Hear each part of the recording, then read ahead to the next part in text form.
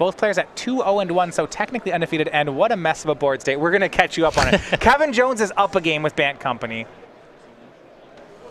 And game 2, he's behind the 8 ball where life points are concerned. Kevin is at 6. But what he has is a Reflector Mage, a Duskwatch Recruiter, and an Eldrazi Displacer. And boy, does he have a lot of lands to go with that Displacer. It looks like he has 11 lands total now and 3 Displacer activations. On the other side for Chris Andersen, he's got a Hedron Crawler and a Knight of the White Orchid in play. That's not as strong here right now.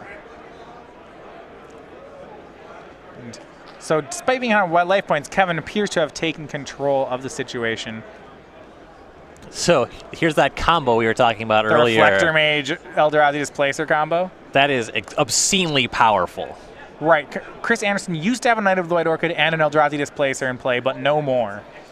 It takes a very specific card out of Chris Andersen's deck here to not just get time walked every turn. Well, he can use his own right, because Displacer cannot bounce itself or displace itself. If Chris Andersen had 2 Displacers, he can actually counter this by displacing his own creature. Right. But he doesn't have that. It's a huge mana investment to get started, though, and Kevin has no shortage of mana on his side to keep up. No, so with all of Chris's creatures in his hand, Kevin's going to be able to make short work of him here, it looks like. These Displacers look to be a significant upgrade to this Bant Company deck.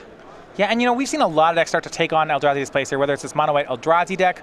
Last weekend we saw an 8-1 run by Matthew Tickle with Naya Blink, a deck built around Eldrazi Displacer. The card is undeniably powerful right now. Most definitely. So Chris Andersen, he will play Gideon, ally of Zendikar. It's just going to be hard for anything Chris plays to matter in the face of this Eldrazi Displacer. Yeah, you could make a 2-2, it's just going to die, so the best option is just to make that emblem, but what does it do? We have a 1-2 Hedron Crawler now. It's going to be a 1-2 tapped Hedron Crawler, probably. It's even less good. Yep. What Chris really wants to get things started, or needs rather, is a Tragic Arrogance. I mean, won't Kevin just still get to keep the Displacer? Yeah, but he goes down to 1 creature anyway.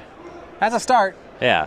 I didn't say it. I didn't say that he would win the game if he drew it. That doesn't even kill the Displacer.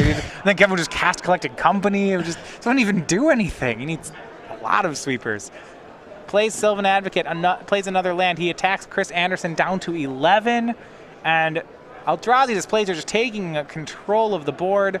A draw for Chris. Going to try recasting some of these cards. Maybe Kevin won't notice that he can Reflector Mage this creature when it comes back down. Okay, we have a removal spell for Kevin's Eldrazi Displacer. Looks like a Stasis Snare from Chris Andersen. Now we get to see if that works. It's going to be...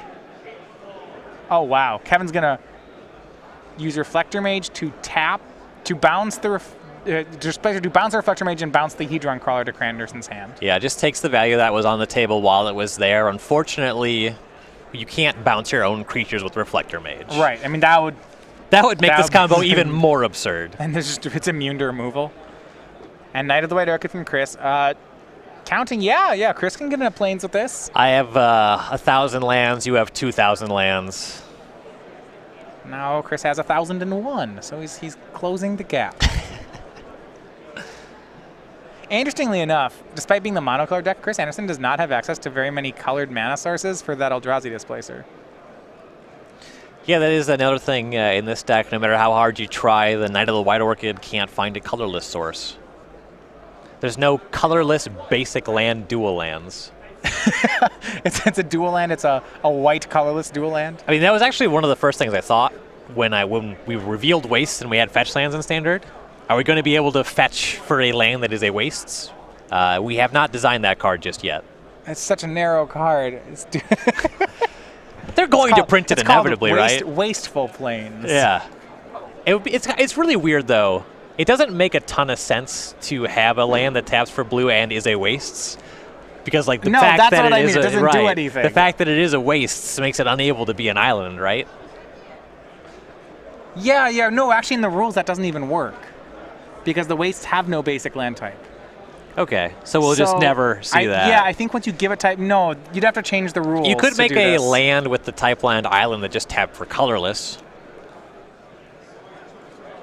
right? Just a non-basic. You could make a non-basic land with a type-blind island. Call it like Wasteful Island. I don't even know anymore. Okay, maybe. We're gonna go back to the game here. Good thing that's not my job.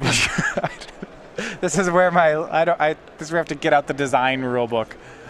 For Kevin's side, he did lose his Displacer, but however is recovering with Jace, 2 Sylvan Advocates, and Duskwatch Recruiter. By the way, in the line of other great things you can do with tons of mana, Duskwatch Recruiter doesn't seem half bad.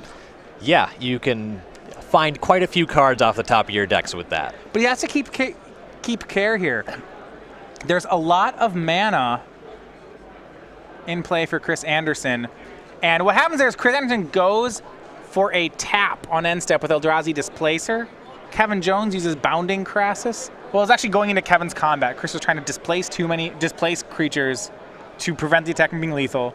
Kevin uses Bounding Crassus to tap or untap, and that attack